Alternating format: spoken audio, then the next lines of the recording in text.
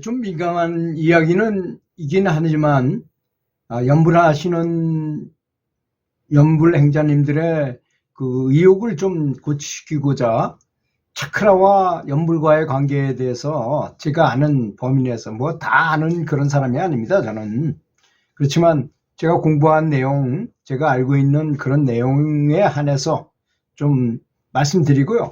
또 예도 한번 좀 들어보도록 하겠습니다. 그럼 먼저 한번 예를 한번 들어볼까요? 어떤 사람이 아내하고 둘이서 이제 절에 가서 밤샘 연불을 아주 열심히 했답니다. 그래서 이제 하산해서 집으로 돌아가는 중인데 들판을 이렇게 걷고 있는데 그때가 마침 일출 시간이었다고 합니다. 그래서 해가 쫙 비치는 장엄한 모습을 보고 이렇게 걸어가고 있는데 이렇게 이제 그림자가 질 거 아닙니까? 해가 비치니까.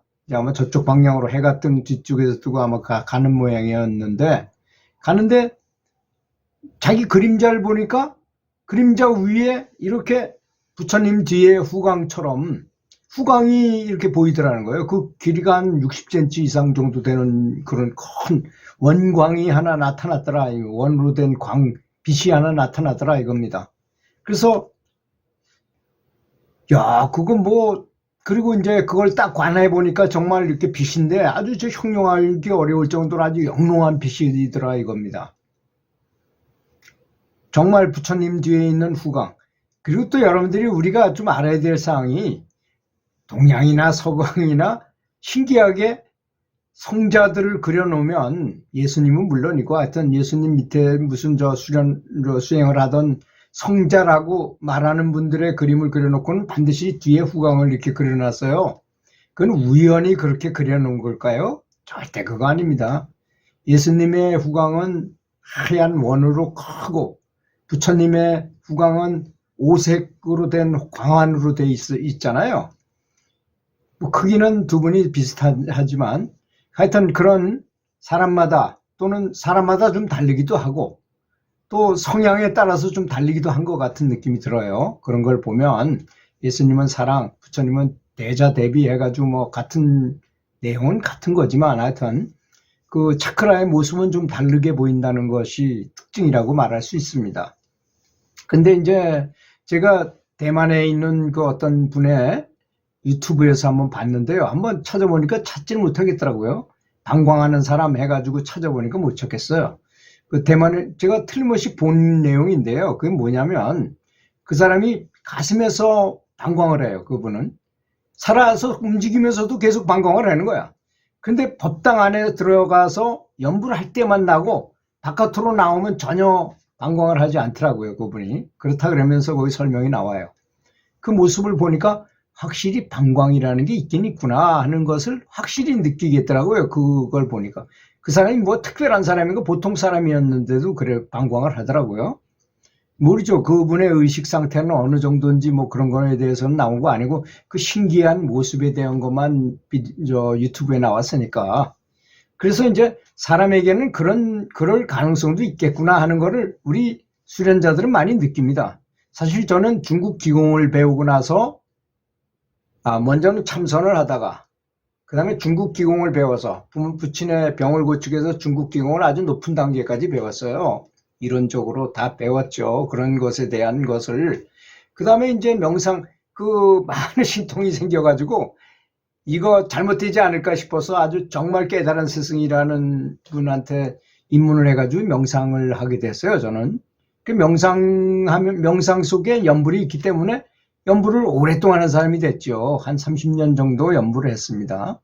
그러다 보니까 이 사람의 인체에 있다는 7군데 그 차크라 있잖아요. 꼬리뼈에 하나 있고, 여기 하단전에 하나 있고, 가슴에 하나 있고, 배 태양신경총에 하나 있고, 가슴에 하나 있고, 인후부에 하나 있고, 이마에 하나 있고, 백회에 하나 있잖아요. 이렇게 7군데에 에너지 센터가 있다. 이건 뭐 누구나 다 아는 사실이죠. 동서양 수행하는 사람이라면 우리가 이런 것에 대해서는 전혀 얘기 안 하고 연불에 대해서만 얘기하잖아요. 왜 그럴까요, 그게?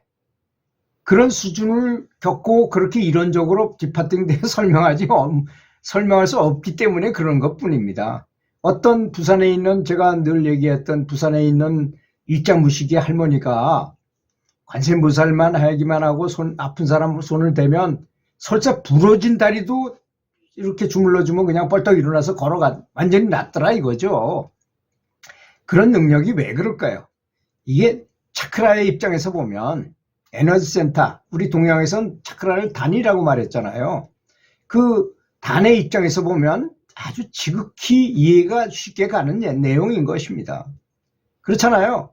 사람이 연구를 열심히 했는데 에너지 센터가 각성이 돼. 그건 인연 따라 각성이 되기도 하지만 또 높은 차원에 가장 높은 중추에다가 제일 높은 차크라에다가 집중을 하게 되면 그런 어떤 신통이 나올 수 있게 되는 거죠. 가슴 차크라가 개발이 된다면 사랑이 아주 굉장히 분출되고 사랑이 폭발적으로 강해지고 그렇겠고 뭐 이렇게 좀 차크라마다도 특성이 있잖아요. 거기에 대해서 제가 설명할 그런 건 없고 시간은 없고 그 연부를 하게 되면 하여튼 연부를 하게 되면 인연이 있는 곳에서 이렇게 차크라가 활성화되는데요. 그것은 마치 마디풍선 있잖아요. 마디풍선을 불면 그 풍선을 불 때 어느 한 곳에가 불룩 나오면 거기부터 불어나기 시작해가지고 다른 데로 쭉쭉쭉쭉 퍼져나가서 쫙 전부 다 나중엔 큰 풍선이 되잖아요. 그런 거와 비슷한 것입니다. 그래서 자기와 인연 있는 곳, 자기가 가장 민감한 곳이 어딘지를 찾는 것도 굉장히 중요한 것입니다. 여기에 나오는 그 원광이 머리에 나타났다. 이런 것은 아마 이분이 상위 차크라 쪽에 차크라가 활성화돼 가지고 그런 현상이 일어난 것 같습니다. 그러니까 이제 사람마다 생각하는 것도 다르고 성향도 다르고 또 집중하는 방법도 다르기 때문에 다 같은 연부를 한다 해서 다 같은 연부를 하지는 않을 것 같아요. 제 생각에. 어떤 분은 뭐 사업이 잘 되게 연부를 하시는 분도 있을 거고 모든 사람들이 다 잘 되게 하기 위해서 연부를 하시는 분도 있을 것이고 어떤 분은 내가 살아생전에 반드시 생사 문제를 해결하겠다고 이렇게 아주 가장 높은 단계의 연불 그런 걸 목표로 해서 연불을 하시는 분도 있기 때문에 아마 전부 사람마다 다를 것이라고 이렇게 생각을 합니다. 그래서 이제 그런 부분에 어떤 에너지 센터가 활성화된다는 거죠. 그렇다면 활성화된다는 건 무슨 말일까요? 제가 이제 영안을 열린 사람들을 많이 양성을 해가지고 많이 점검을 해보고 실험을 해본 내용이라고 말했죠. 내가 관세음보살님을 아주 간절하게 감사하면서 불렀더니 관세음보살님께서 앞에 나타나셔가지고 관세음보살님이 큰 후광을 갖고 계시잖아요. 큰 빛을 갖고 계시잖아요. 그 빛을 저에게 쏘아줘가지고 제 빛도 관세음보살님하고 비슷하게 만들어 주시더라고요. 그렇게 놀라운 것이 바로 연불인 것입니다. 우리는 믿질 못해요. 보지 않으니까 믿을 수가 없으니까 그렇죠. 그 빛이라는 것이 뭐 지금 내가 차크라가 완전히 활성화되기 전까지는 그게 뭐 무슨 힘으로 작용되는 것도 않고 느껴지지도 않거든요. 처음에는. 근데 일단 이게 활성화되면 어떤 느낌을 받게 돼요. 그것은 반드시 네 가지로 나타나게 됩니다. 빛을 보게 된다든지 천상의 소리 같은 그 능엄경에 나온 범음, 해조음, 승피세간음 뭐 이런 말이 나오잖아요. 범음, 종소리 같은 게 나오고 해조음, 파도 소리 같은 게 난다 이거죠. 승피세간음, 천상의 음악 소리 같은 것을 들을 수 있다는 이런 뜻입니다. 그렇지 않으면 뭐 전기처럼 짜릿짜릿한 느낌을 갖는다거나 또는 강력한 에너지. 아까 그 부산에 있다는 그 노보살님이 손을 만지면 고쳐진다는 건 바로 마지막에 그런 힘을 얻은 거죠. 그분은 불력을 얻은 거죠. 그러니까 대면은 그냥 고쳐지는 거죠. 사람은 누구나 다 그런 능력이 원래는 있는 거죠. 근데 우리는 쩔어서 완전히 세속의 감정에 사로잡혀 가지고 살다 보니 그런 게 있는지 없는지도 모르고 거의 다 죽을 뿐입니다. 근데 다행히 그분은 열심히 연구를 하다가 그것이 터져서 그런 현상을 일으켰던 것입니다.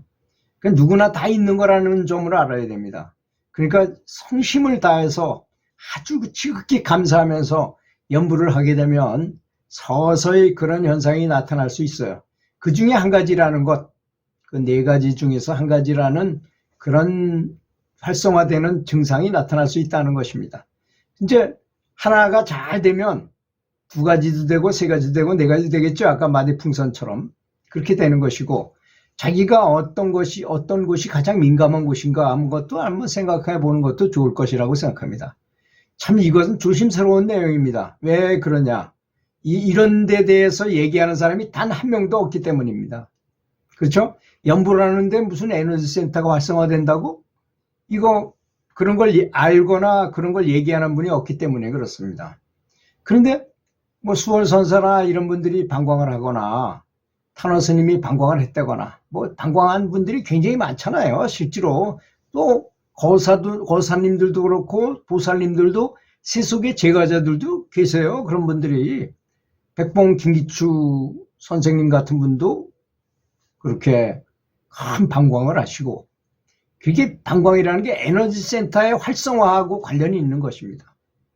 이게 어느 정도의 힘이냐, 우리가 갖고 있는 불성이라는 게 어느 정도의 힘이냐를 일단 알아야 될 거 아닙니까? IQ로 보면 정말 10,000도 넘고 20,000 정도 된다 그래요. IQ로 보면. 그러니까 얼마나 많이 그래 부처님께서 모르시는 게 없잖아요. 지금 우주가 뭐 크느니 작으니 해도 그 큰 우주가, 우리가 있는 우주가 무려 3천 대천세계가 있다라고 말씀하셨잖아요. 또 조그만 물그릇 안에, 이 안에 수천 수만 마리의 작은 중생들이 있다. 아니 전자현미경이 없던 시절에 부처님께서는 이미 다 그런 말씀을 하셨잖아요. 그 정도로 IQ가 높고 전지전능하다는 말씀을 말하는 거죠. 그리고 사람이 갖고 있는 이 힘이 어느 정도냐, 디스커버리호가 출발할 때 내는 그 파워에 22배 정도의 힘이 있답니다. 사람한테, 사람의 영적인 능력에 그 정도의 힘을 가지고 있대요. 그래서 산을 들어서 옮기고 바닷물을 마르게 할 수 있다는 그런 말씀을 그래서 하는 것입니다. 그런데 우리가 뭐 조금 뭘 봤다, 뭐가 좀 느껴졌다, 요걸 가지고 무슨 큰 체험을 한 장이 이렇게 의기양양할 필요 없습니다. 그렇기 때문에. 그래서 보통 큰 스님들의 말씀은 다 어떤 신통이 나오면 그저 있어도 있는가 보다, 없어도 없는가 보다, 그냥 생기거나 말거나 신경 쓰지 말고 계속 성실하게 부처님을 연부를 하라고, 그래서 그렇게 말씀하시는 것이라고 믿습니다. 들어주셔서 감사합니다.